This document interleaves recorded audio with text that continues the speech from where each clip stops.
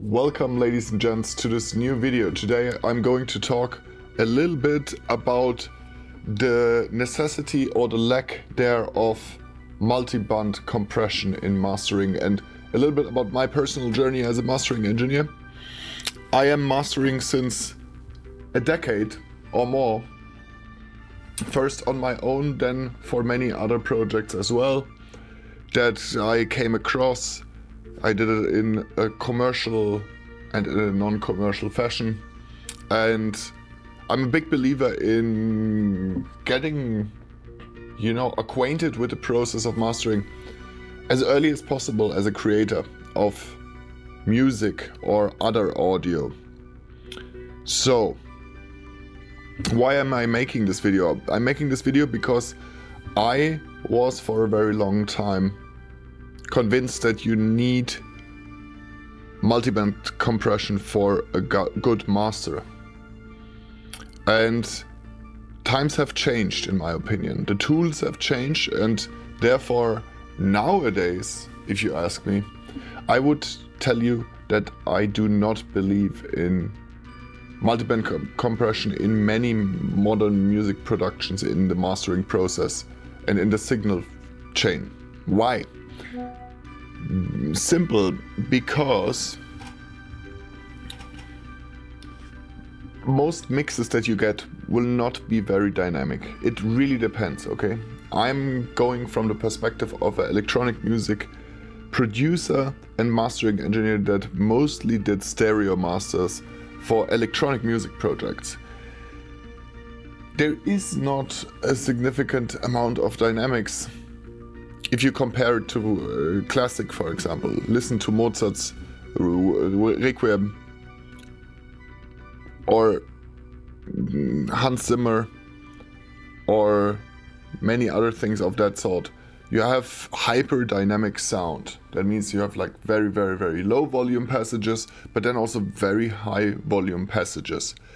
And this is not necessarily the fact in modern mixdowns of electronic music. Let's talk a little bit about the danger of multiband compression. Multiband compression can be a great tool if used delicately. Not like, a trained thing that it's a master, I have to do multiband compression. And then you go through the motions, you set your ranges to a certain threshold, and you set the other parameters to a certain threshold. That's the wrong way of working with a multiband compressor. I'm way more a believer in the use of multiband compression in music production nowadays than in mastering. In mastering, we have come a long way through the help of great companies such as Ozone and FabFilter to deliver state-of-the-art audio processing, multiband processing, parallel processing for mastering engineers. I'm thinking about the Ozone mastering suite, for example, and their great exciter. And excitement can and will have an effect on your dynamics. They're great imager, and they're great other suite of tools. Basically, as a mastering engineer, you don't need more, especially if you're planning to stay in the box. So, why deal with the dangers of multiband compression and end up with a less dynamic mix potentially than you could when you already have material that is not the most dynamic in the world? Then why would you do that, is my question to you. I dare you to just approach your next master. Do a version with the multiband compression if you feel like it, but then also do one without, and instead use other tools like excitement, saturation, and imagers, equalizers, dynamic processing, dynamic equalizers. There's a palette of tools other than multiband compression. Of course, there's never a blanket statement.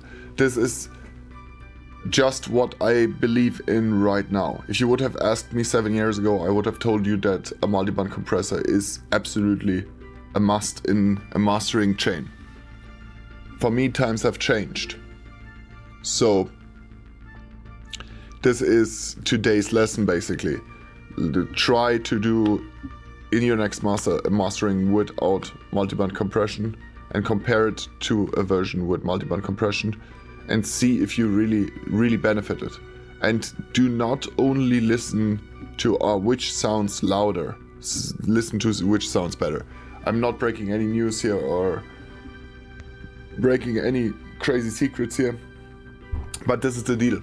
So I hope that you enjoyed this part of our lesson. If you did, then you can leave a like on the video and subscribe if this is a public video. I'm not sure if this goes to one of our paid courses or to our public channel, but if it goes to our public channel, then please subscribe, leave a comment down below. If you have any questions, share the video with your fellow audio nerds, and I see you guys in the next one. For our courses, audio service like mastering, acoustical consultation, and more, you can check out audionerds.net.